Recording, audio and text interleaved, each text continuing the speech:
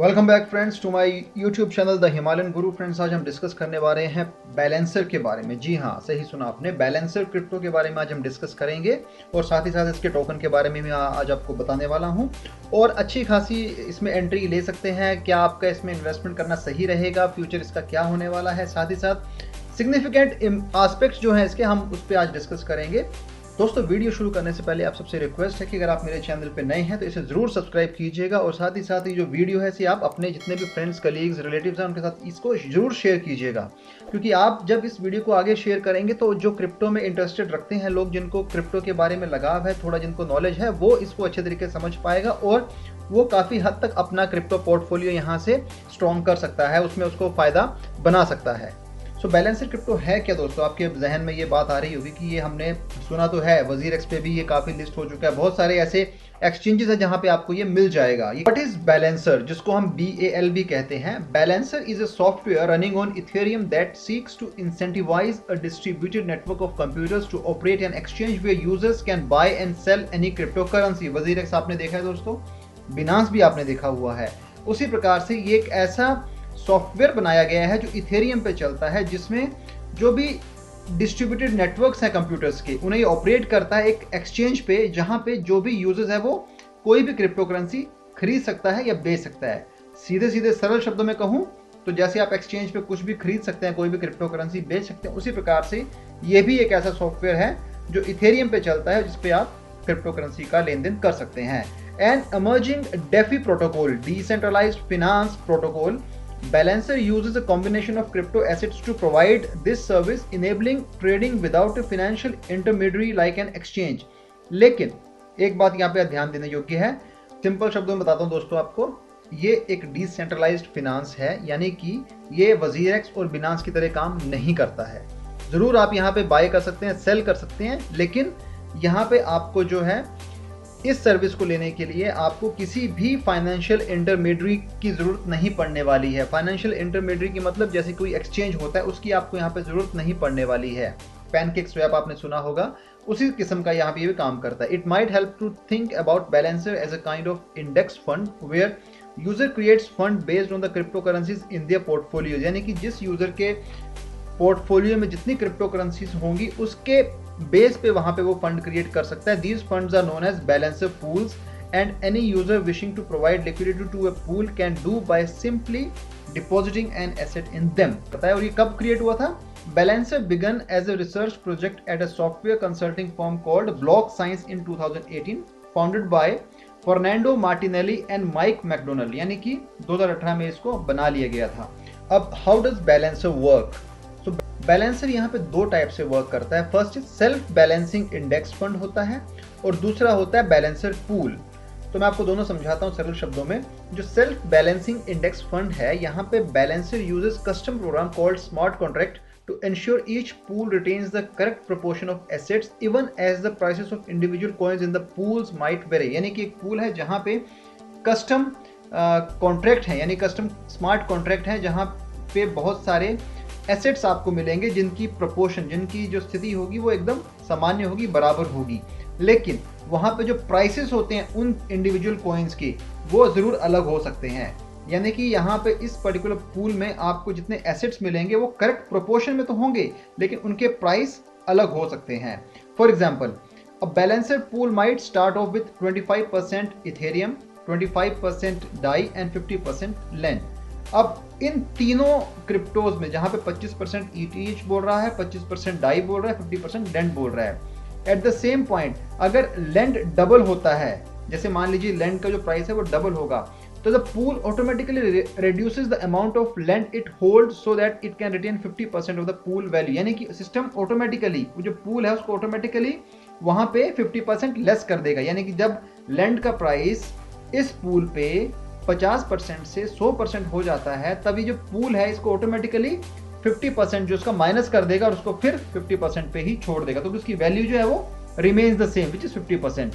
अब आपके मन में ख्याल आ रहा होगा कि वो 50% गया कहाँ उसने वो 50% डाला है।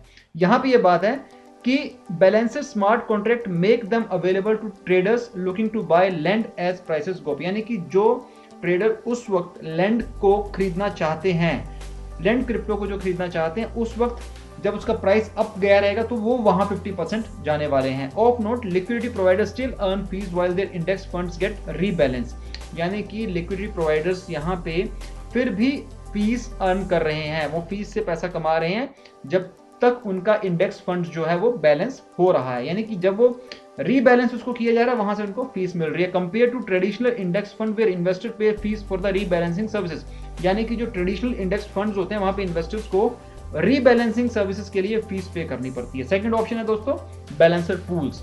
Balancer offers private and public pools aimed at user with different risk appetites, यानी कि यहाँ पे बैलेंसर पूल में दो चीजें उन्होंने क्रिएट कर दी हैं, एक है प्राइवेट और दूसरा है पब्लिक पूल। पब्लिक पूल क्या करता है? पब्लिक पूल यहाँ पे किसी भी यूजर को लिक्विडिटी प्रोवाइड कर देगा इसको ऐड करके और विड्रॉ करके। So the parameters of public pool are set and cannot be change before their launch, यानी कि जो पैरामीटर्स होंगे पब्लिक पूल्स के वो सेट रहेंगे, वो चेंज नहीं किए जाएंगे जब तक उसका लॉन्च नहीं हो जाता है। जो स्मॉलर होल्डिंग वाले यूजर्स हैं उनके लिए काफ़ी अच्छा है क्योंकि वहाँ पे उनको अच्छी खासी फीस अर्न करने को मिल जाएगी। और दूसरा हो गया प्राइवेट पूल। अब प्राइवेट बैलेंसर पूल क्या हुआ? ये वो पूल हुआ जहाँ पे पूल क्रिएटर्स कैन ऐड और विड्रॉ एसेट, यहाँ पे पूल क्रिएटर अपना एसेट्स विड्रॉ कर सकते हैं, ऐड कर सकते हैं। The user can also adjust all the other parameters of the pool such as fees, weightings and the type of asset its accept, यानी कि जब प्राइवेट पूल में जो भी यूजर है वो एक पैरामीटर सेट कर सकता है कि मुझे इतनी फीस चाहिए, इतना इसका वेटिंग्स होना चाहिए और इतने टाइप्स के एसेट मैं एक्सेप्ट करूंगा, यानी कि उसको 10 टोकन लेने हैं, 10 को लेने 10 वो कहेगा मेरे को 10 नहीं चाहिए, मेरे को 5 चाहिए, तो 5 की फीस इतनी होगी, इनके इतने टाइप्स होंगे। इस तरीके से वहां पे वो प्राइवेट बैलेंसर पूल को डिफाइन किया गया है। Although private pools are useful to asset managers with a large portfolio seeking to earn fees on their specific assets. And last, smart pools are a type of private pool owned by smart contract. These features allow pools to be programmed to perform additional functions such as changing weights or creating an index fund that tracks a property portfolio. तो यहाँ पे private pools को काफी तवज्जो दी गई है, कहने का मतलब ये है। दोस्तों कॉइन बेस पे इसका प्राइस चल रहा है 1401 रुपए इंडियन रुपीस के मैं यहाँ पे बात कर रहा हूँ। चेक करते हैं इसकी पॉपुलैरिटी, तो 109 नंबर पे यहाँ पे ये स्टैंड कर रहा है 109 पे। Market cap is 9.7 billion. Volume 24 hours में 18.42% के हिसाब से बड़ी है, काफी अच्छा यहाँ पे सिग्नल मिल रहा है आपको। और जो सर्कुलेटिंग सप्लाई है 6.9 मिलियन बैलेंसर यहाँ पे शो हो रही है, which is 7% of the total supply यहाँ पे देखने को मिल रही है।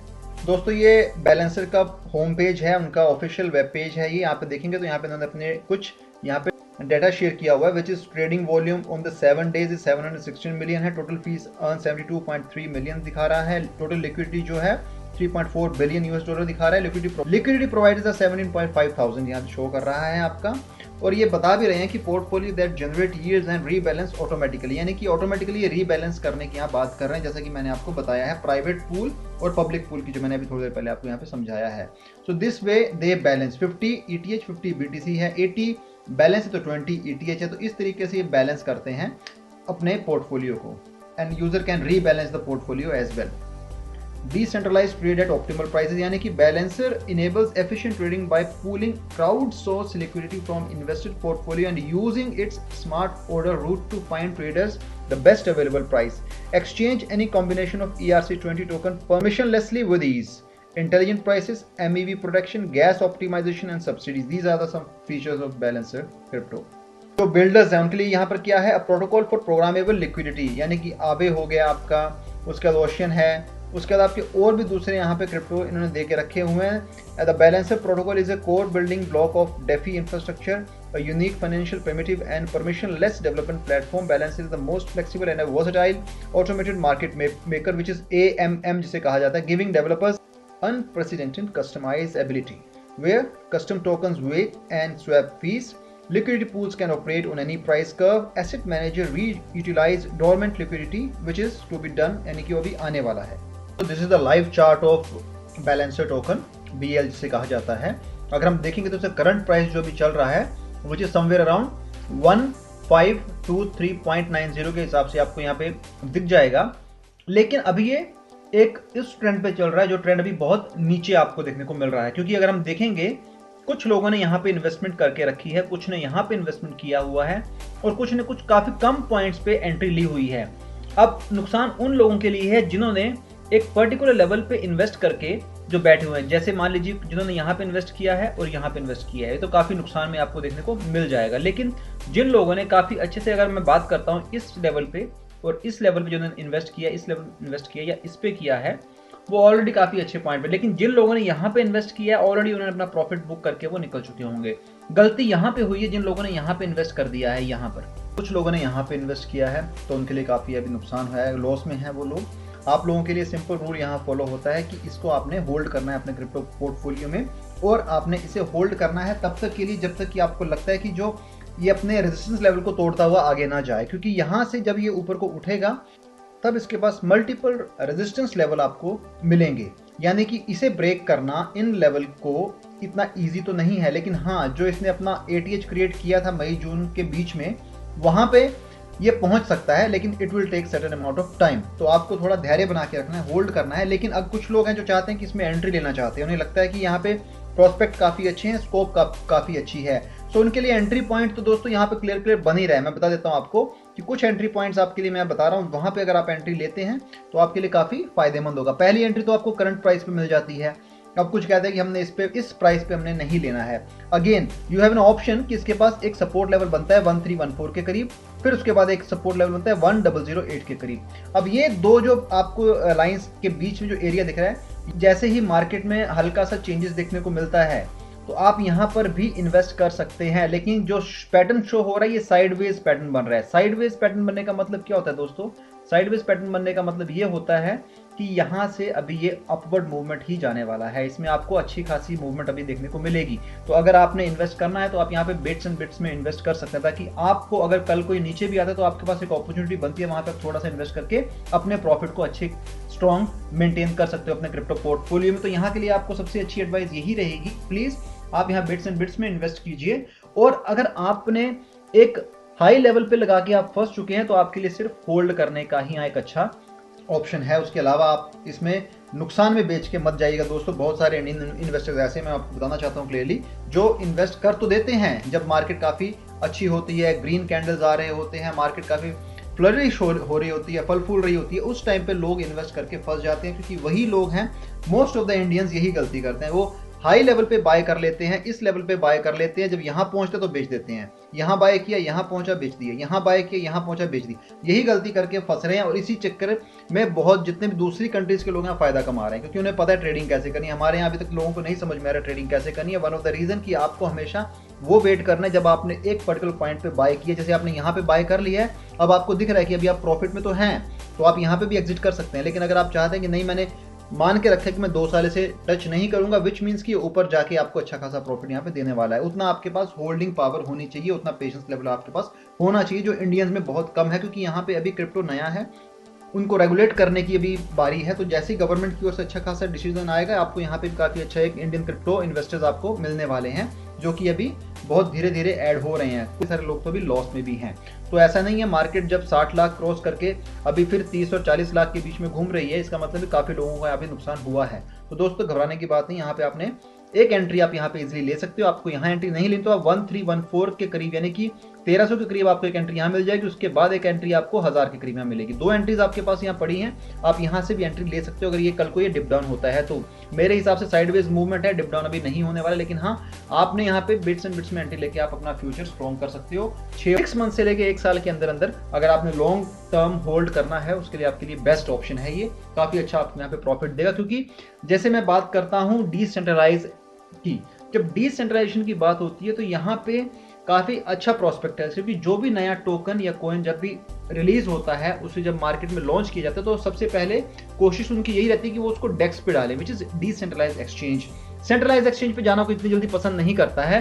तो जब डिसेंट्रलाइज एक्सचेंज की डिमांड बढ़ेगी, उसके प्राइस में आपको इजाफा देखने को मिलेगा। ये फंडामेंटल्स है, this is the basic genuine use case of a crypto. तो यहाँ पे हम यही बात करना चाहते हैं आपसे कि डिसेंट्रलाइज एक्सचेंज का कोई भी क्रिप्टो है, कोई भी टोकन है, उसके प्राइस में आपको अच्छी खासी बढ़ोतरी देखने को मिलती है बहुत कम टाइम में, क्योंकि वहां पे मोस्ट ऑफ द टोकन्स और कॉइन्स वहीं पे लॉन्च किए जाते हैं, जिसकी वजह से उसके प्राइस में उसके पर्टिकुलर क्रिप्टो में आपको अच्छी खासी मूवमेंट देखने को मिलती है।